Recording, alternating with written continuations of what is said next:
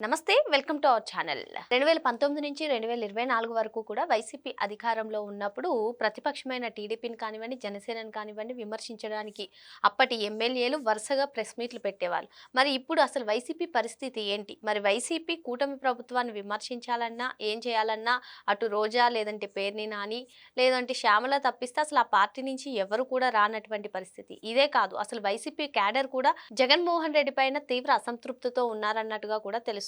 అసలు వైసీపీ పరిస్థితి ఏంటి?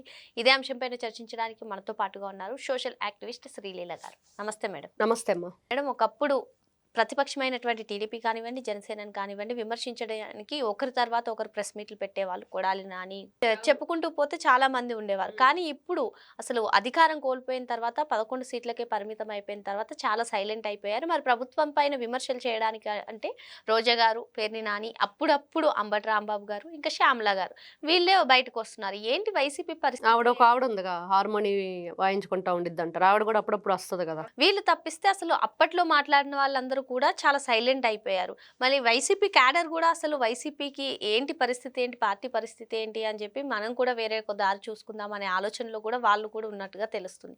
ఎందుకు వైసీపీకి ఇటువంటి పరిస్థితి ఏర్పడిందంటే ఏం చెప్తారు? మొన్నటి వరకు 11 ఉన్నా కూడా ఏదో మాట్లాడుతూ ఉండేవాళ్ళు. ఆ మధ్య ఈ కడప ఎలక్షన్లో డిపాజిట్లు కూడా కోల్పోయాక జగన్మోహన్ రెడ్డికి క్యాడర్ మీద, వాళ్ళ క్యాడర్ ఏదైతే ఉందో అసహనం, ఇంకా వీళ్ళ వల్ల వేస్ట్ ఫెలోస్, నాకు ఇంకా పనికిరారు, వీళ్ళకి డబ్బులు తగలేయటం తప్పించి పార్టీకి ఉద్ధరించేది ఏమి లేదని ఫిక్స్ అయిపోయాడు అని సమాచారం. ఫిక్స్ అయిపోయి ఏం చేస్తున్నాడు అంటే, ఎవరైనా పెళ్ళిళ్ళకి, పేరెంటాలకి, చావులకి, దినాలకి పిలిస్తే వెంటనే వాళ్ళ పిఏని పిలవటం, రాసుకో, ఫాస్ట్గా రాసుకో అంటే, ప్లేస్ నువ్వు చెప్పు, టైం నేను చెప్తా అన్నట్లుగా వాళ్ళు వచ్చి రాగానే ఈయన రియాక్షన్ వేరే లెవెల్ అంట. చంద్రముఖి నగలు చూడగానే ఎలా ఫీల్ అయ్యిద్ది అలా ఫీల్ అవుతున్నాడంట. ఎందుకు ఫీల్ అవుతున్నాడు అంటే, వీళ్ళ బొంద వచ్చేసి ఆ మీడియా ముందు కూర్చుంటారు మైక్ పెట్టుకొని, అది కూడా ఎవరిదో తెలుసు, ఏం మాట్లాడతారో తెలుసు, కాబట్టి జనాలు కూడా ఏమంటున్నారు, మాట్లాడినంత చాలు కానీ అసలు 11 ఎందుకు వచ్చినాయో చెప్పు, అక్కడ డిపాజిట్లు ఎందుకు రాలేదో చెప్పు, పోయినాయో చెప్పు. మరి అదేవిధంగా వీళ్ళు గతంలో ఏం చేశారా మాట్లాడేవాళ్ళు అధికారంలో ఉన్నప్పుడు, అది కూడా చెప్పాలి కదా. దాని గురించి మాట్లాడకుండా ఇవన్నీ మాట్లాడతావేంటి అని చెప్పి అడుగుతున్నారు. కాబట్టి ఆ చావేదో నేనే చేస్తాను, పార్టీని ఏదో నిలబెట్టుకునే ప్రయత్నం నేనే చేస్తానని చెప్పేసి ఈ పెళ్ళిళ్ళల్లో డబ్బులు ఇచ్చి ఏర్పాట్లు చేసుకుంటున్నాడు జగన్మోహన్ రెడ్డి. అందుకని వీళ్ళందరికి కూడా ఇప్పుడు వాళ్ళ ఇమేజ్ డ్యామేజ్ అయిపోతుంది పాపం. ఏం చెయ్యాలి? మొన్నటి వరకు మంత్రులుగా, ఎమ్మెల్యేలుగా ఉన్న వ్యక్తులంతా ఈ రోజును చూస్తుంటే పోలీస్ స్టేషన్ల చుట్టూ, కోర్టుల చుట్టూ ముందస్తు బెయిళ్ళకి, మరి అవినీతి నుంచి ఎలా తప్పించుకోవాలి అనే దాని మీద వాళ్ళ ఫోకస్ అంతా ఉంటుంది తప్పించి పార్టీని ఎలా నిలబెట్టుకునే దాని మీద పోయింది. మరి అంతే కదా, ఇప్పుడు తనను తాను ఎలా రక్షించుకోవాలనే దాని మీద ఎక్కువ ఫోకస్. ఇంకా జగన్మోహన్ రెడ్డి గురించి, పార్టీ గురించి ఆలోచించే టైం వాళ్ళకి ఎక్కడ ఉంటుంది? విడుదల రజనీ గురించి చూసాం, ఏది అసలు ఆవిడ మధ్య రావట్లేదు. ఎందుకు రావట్లేదంటే కేసులు, బోలెడన్ని కేసులు, చేసిన అవినీతి అంతా.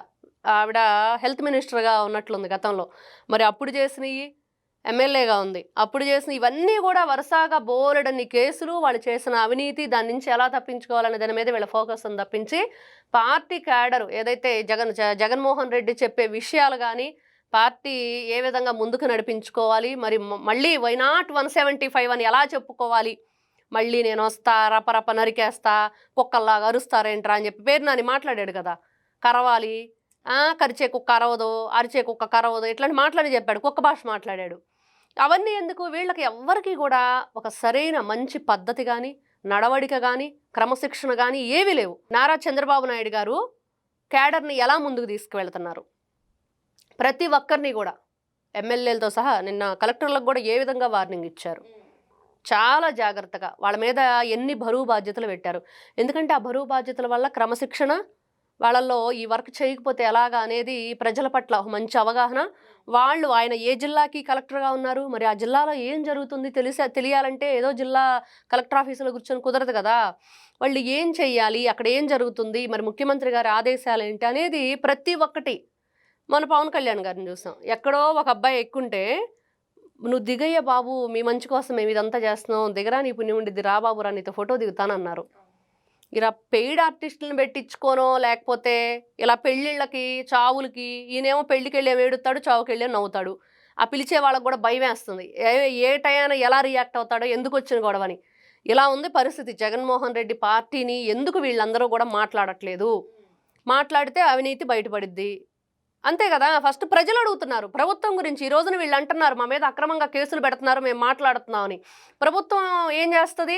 ప్రజలే క్వశ్చన్ చేస్తున్నారు, వీళ్ళు ఎందుకు మాట్లాడుతున్నారు బయటకు వచ్చి, వీళ్ళ మీద గతంలో ఉన్న కేసులు ఏంటి, మరి దాని గురించి ప్రభుత్వం చర్యలు తీసుకుంటే వీళ్ళ నోర్లు లేవవు కదా.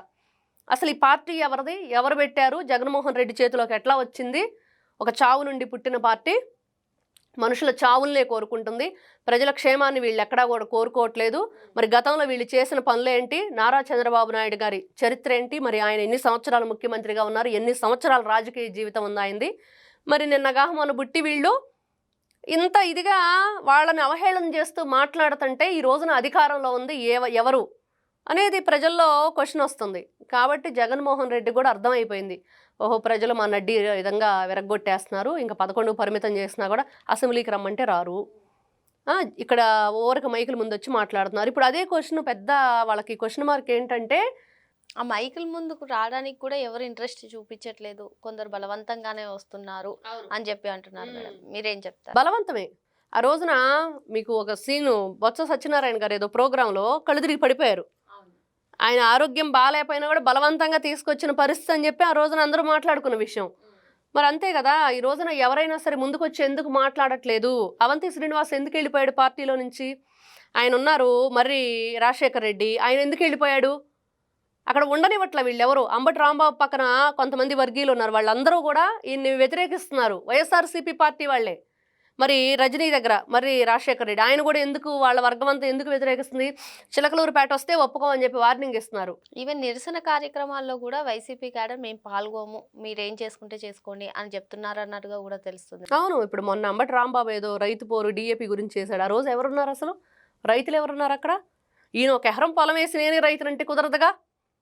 నువ్వు గతంలో ఏంటి, ఇప్పుడున్న పార్టీ ఏంటి, నువ్వు మాట్లాడేది ఏంటి అనేదే కదా ఫస్ట్ వస్తుంది. నువ్వు రైతువేంటే నీకు రైతు చరిత్ర ఎక్కడుంది అసలు? ఏ పంట పండించావు, ఏ చేలో దిగావు, ఏ కలుపు తీసావు, చేలుకి ఏదన్నా మందు కొట్టావా, లేకపోతే అది డిఏపీలు ఎరువులు ఏమన్నా వేసావా? మాకుంది అనుభవం, నేను కూడా వెళ్ళాను పొలం చిన్నప్పుడు. నేను చెప్తాను, నేను రైతు బిడ్డనని చెప్తాను, నేను వ్యవసాయం చేశానని చెప్తాను. అది చెప్పగలడా అంబటి రాంబాబు? ఎందుకంటే రైతు పడే కష్టాన్ని చూసే వాళ్ళకి తెలుస్తుంది, ఆ బాధ ఏంటి, ఎంత కష్టపడితే మిర్చి వస్తుంది, ఏ పంట అయినా సరే చెరుకు వస్తుంది, ప్రత్తి వస్తుంది, ఇవన్నీ కూడా ధాన్యం. ఇప్పుడు వరి పండాలంటే ఎన్ని రోజులు ఆ పంట, ఏ టైంలో వర్షం పడితే మరి అది తాలుగా మారిపోయిద్ది గింజ, ఆ పాలు పోసుకుంటూ పాల మీద ఉండిద్ది. అప్పుడు వర్షం పడి ఆ పాలలో ఏర్పడే టైంలో లోపల ఆ బియ్యపు గింజ, అప్పుడు వర్షం పడిందంటే అది మెత్తగా తాలైపోయిద్ది, రైతు ఇంకా కన్నీళ్ళే. అలాంటి సిచ్యువేషన్స్ ఎన్నో చూసి వచ్చి పెరిగిన వాళ్ళం. రైతు గురించి ఆయన వచ్చి మాట్లాడుతుంటే ఎలా ఉంటుంది? మాబోటి వాళ్ళకి కడుపులో మండిపోదా? ఏ అవగాహన లేకుండా. ఒకవైపు అచ్చెన్నాయుడు గారు ఎంతో కష్టపడి, నారా చంద్రబాబు నాయుడు గారు అందరూ కలిసి యూరియా అందించారు కదా, వీళ్ళు ఎందుకు వ్యతిరేకంగా మాట్లాడుతున్నారు? మరి ఎవరికీ లేదు కదా అక్కడ. ఎవరున్నారు అక్కడ రైతుల గురించి? మేము ఇదిగో చేలో దిగి పనిచేసిన వాళ్ళమే అని చెప్పమనండి, ఒప్పుకుంటాం మేము రైతు అని. ఈ విధంగా వైఎస్ఆర్సీపీ పార్టీ వాళ్ళని వ్యతిరేకించడానికి, ఈ రోజున ఆ పార్టీ వాళ్ళనే వ్యతిరేకించడానికి కారణాలు ఇవే. చేసే ఉండే నిజాలు. ఇప్పుడు అవంతి శ్రీనివాస్ అదే చెప్పాడు జగన్మోహన్ రెడ్డికి, కూటమి ప్రభుత్వం వచ్చిన వెంటనే మమ్మల్ని చెడుగా మాట్లాడమంటే కుదరదు కదా. వాళ్ళు 23, మన 151. ఏం జరిగింది అసెంబ్లీలో చూస్తే ఎక్కడా కూడా ఒక గౌరవం, మర్యాద, మంచితనం, అసలు నిస్సిగ్గుగా, హీనాతిహీనంగా, భయంకరమైన బూతులతోటి వాళ్ళు జుగుప్సాకరంగా ఎంత నీచంగా దిగజారిపోయి చేశారో పనులు చూసాం. మరి ఇలాంటి వ్యక్తులకి కాడని నడిపించుకున్న జగన్మోహన్ రెడ్డి ఇంక వాళ్ళ మీద ఆశలు వదిలేసుకున్నాడు. ఆయనకి పార్టీ మీద ఎంతో కొంత ఆయన ఉన్నాడు కాబట్టి, వేరే పార్టీ లాక్కొని వచ్చాడు కాబట్టి, ఆ లాక్కొని వచ్చిన ప్రేమతోటి ఇట్లాంటి పెళ్ళిళ్ళు, పేరంటాలు, చావులు, దినాలకి పెట్టుకుంటున్నాడు. జనాలని అరేంజ్ చేసుకుని డబ్బులు ఇచ్చి జై కొట్టించుకుంటున్నాడు జగన్మోహన్ రెడ్డి.